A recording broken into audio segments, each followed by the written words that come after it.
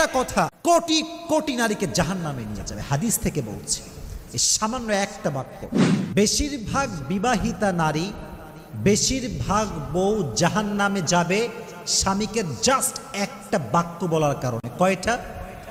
জোরে বলেন কয়টা? এক অবাক করা হাদিস শুনে আমার হৃদয়ে একটা আঘাত লেগেছে যে নারীরা কেন জাহান্নামে যাবে। এই হাদিস যখন আমি জানতে পেরেছি আমার হৃদয়টা চূর্ণ বিচূর্ণ হয়ে গিয়েছে। এর কারণ হচ্ছে এটা এমন একটা পাপ, এটা এমন একটা গুনাহ, বাংলাদেশের বেশিরভাগ, বলতে গেলে ৮০ থেকে ৯০ নারী এই পাপটা করছে। নাউজুবিল্লাহ পড়া। বেশিরভাগ নারী তার স্বামীকে একটা কথা অলওয়েজ বলে।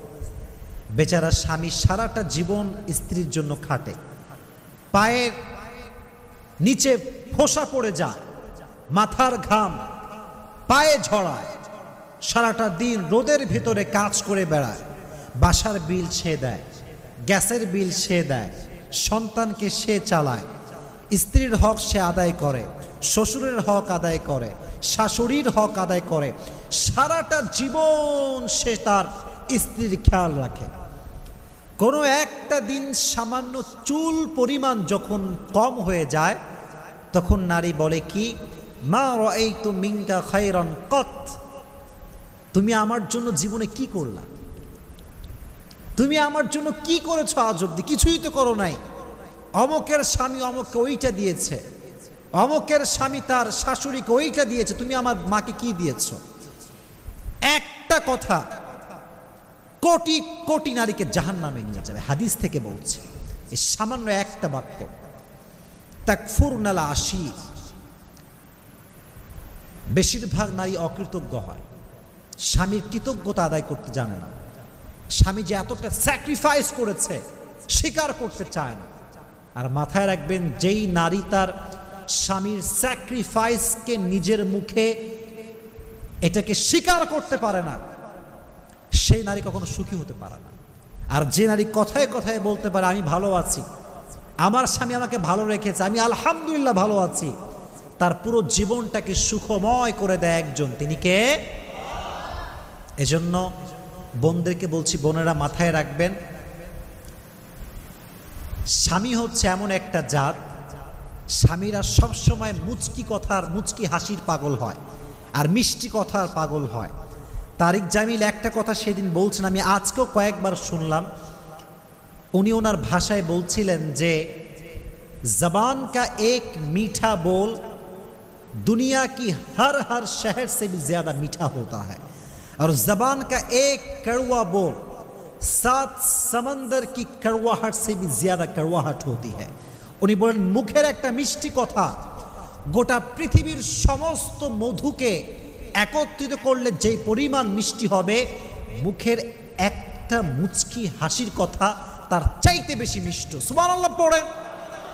আর মুখের একটা তিতা কথা গোটা বিশ্বের 7 সমুদ্রকে এক করলে যে পরিমাণ তিতা হবে, নোনা হবে, তার চাইতে মুখের একটা তিতা কথা আরো বেশি তিতা।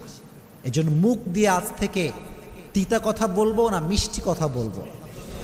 আল্লাহ সবাইকে মিষ্টি মিষ্টি কথা বলার তৌফিক দান করুক, সকলেই পড়া আমিন। আচ্ছা, কখনো ভেবে দেখছেন যে আপনি কাকে সবচাইতে বেশি ভালোবাসেন? দেখবেন আপনি সেই মানুষকে সবচাইতে বেশি ভালোবাসেন যা আপনার দিকে হেসে হেসে কথা বলে, যা আপনার সঙ্গে মুচকি হাসি দিয়ে কথা বলে। দিন সে দেখবেন আমরা তাকেই মিস করছি, যে মানুষটা মুচকি হাসি দিয়ে কথা বলতো। আজহারি আজকে দেশে নেই, চলে গিয়েছে বিদেশে। প্রত্যেকটা মানুষ তাকে মিস করে। কেন? কারণ তার কথায় একটা মিষ্টতা ছিল, চেহারা একটা হাসি ছিল। এজন্য দিন শেষে যে মুচকি হাসি দিয়ে কথা বলে, মিষ্টি কথা বলে, মানুষ তাকেই ভালোবাসতে বাধ্য হয়ে যায়। ঠিক না বলো? এজন্য আজ থেকে তিতা কথা বলবেন না মিষ্টি কথা বলবেন? একটা হাদিস বলি, উম্মে সালমা রাদিয়াল্লাহু তাআলা আনহু থেকে বর্ণিত, নবীজি বলেছেন, যদি কোনো মেয়ে এই অবস্থায় মারা যায়, এদিকে তাকাও, যদি কোনো মেয়ে এই অবস্থায় মারা যায় যে তার স্বামী তার উপরে সন্তুষ্ট ছিল, আল্লাহর জান্নাত তার জন্য ওয়াজিব হয়ে যাবে। তো জোরে সোরে পড়েন সুবহানাল্লাহ। এজন্য স্বামীকে বাজে কথা বলা যাবে না, নারীর জীবনে স্বামী হচ্ছে মেইন ক্যারেক্টার। যে নারীর জীবনে স্বামী আছে তার জীবনে সব কিছু আছে। যে নারীর জীবনে স্বামী নাই তার জীবনে কেউ নাই। যে নারীর জীবনে স্বামী নাই সে নারী সমাজের বাবার কাছে, মায়ের কাছে, ভাইয়ের কাছে, বোনের কাছে একটা বোঝা হয়ে যায়।